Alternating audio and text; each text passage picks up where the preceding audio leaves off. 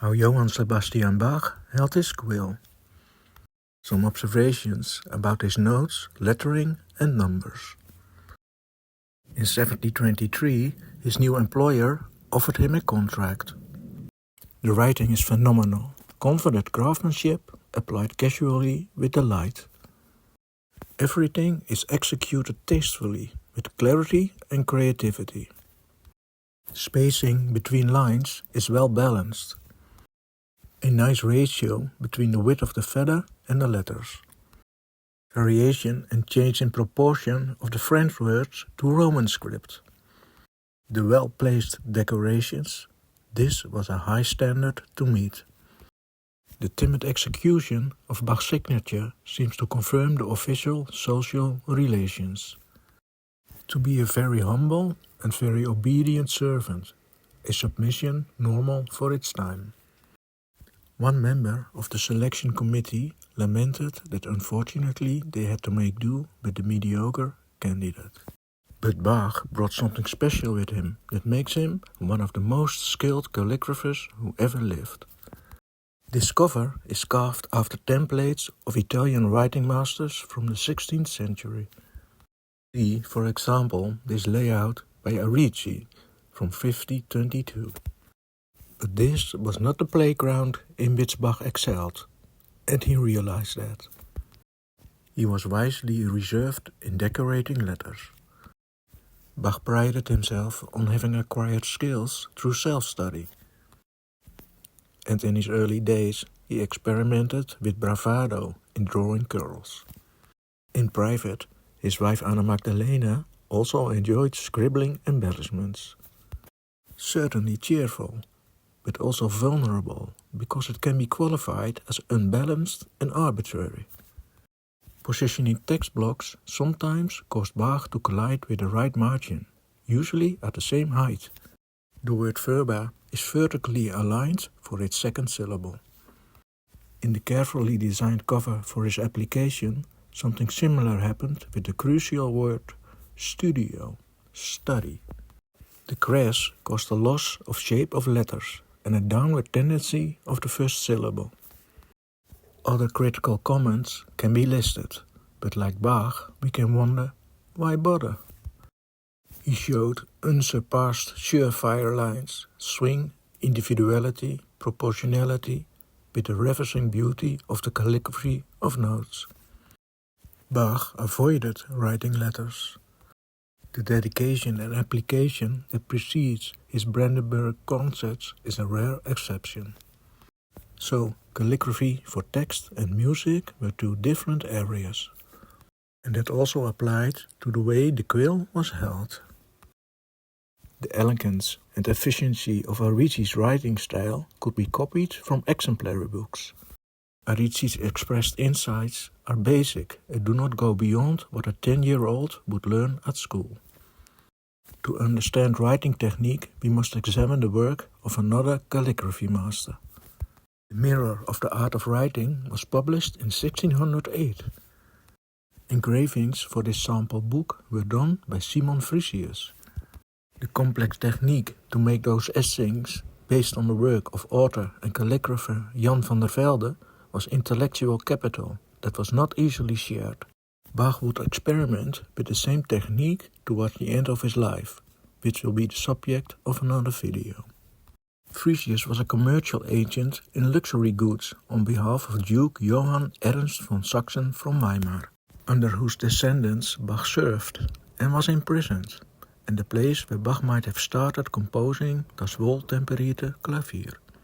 The astonishing quality of Frisius and van der Velde ensured admiration throughout Europe well into the 18th century. Jan van der Velde was a teacher par excellence. The art of writing was an encyclopedic teaching method for writing teachers. Chapter 3, the foundation book, is a crystal clear guide to correct writing posture, quill cutting and writing styles used in Europe. It was translated into many languages, including German. Languages had their own characteristic set of letters and stylistic features.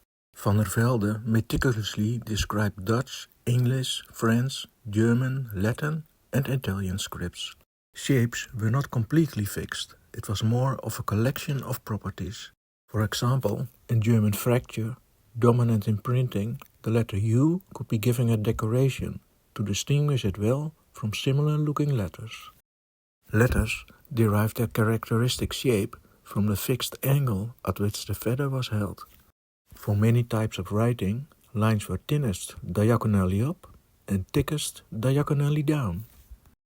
Bach loved to play with words and languages. His title for the cello suites is an inventive mixture of Italian and French words. With his violin sonatas, we might wonder whether sei solo stands for 6 solo pieces, sei soli in correct Italian, or bear the meaning you are alone, appropriate to the text of the morning choral quotations and the numerical references to the loss of his first wife Maria Barbara. Fusion of styles is a trademark of Bach's music. Merging styles is also typical for his texts. Here we see the first 6 times he writes the word prelude in a notebook for his son. There is great variation in spelling and execution. Some use have been given an embellishment from German fracture, not functional in this arrangement but purely decorative. The ligature of A and E comes from English, Latin and French script. Italics is the starting point, but listing all the differences would mean describing every single letter. On the important cover, Bach showed that he knew how to hold the quill and draw diagonals. Font and neatness were adapted to the occasion, resulting in variation in readability. The font German Current has become unfamiliar. The Neue Bachausgabe states that Bach in 1727 changed the word from his lyricist here, from der Erden Denkbeeld to der Erden Dreckbeeld, from earthly idea to shitty image. For music, positioning of the quill was fundamentally different. Vertical lines are the thinnest, horizontal lines the thickest. So for the dedication letter in France of the Brandenburg concerts, the feather was at a different angle compared to the next page. In this manuscript, Bach numbered each double bifolia with a letter. First in capital letters, then in minuscule. With this score, it probably would have taken him about a month to complete calligraphy. Patterns emerge. How many times he cut his quill. Bach did not always adjust the positioning of the quill. The horizontals are then thick, the verticals thin. A letter notated in musical pen positioning, giving it a unique design. For the St. John Passion, Bach numbered each page in large Arabic numerals. The numbers 1 and 2 are written as the letters Y and Z for optimal clarity. The numbering has a modern, familiar look. Again, dynamics of quill cutting and positioning leave their traces. Studying Bach's calligraphy is intimate. Form and content are closely linked. Coming videos will deal with how Bach used pencil, a new writing tool, how he dealt with revisions and corrections. A special subject will be visual poetry. So stay in touch for more information and leave a comment, I'd love to read it.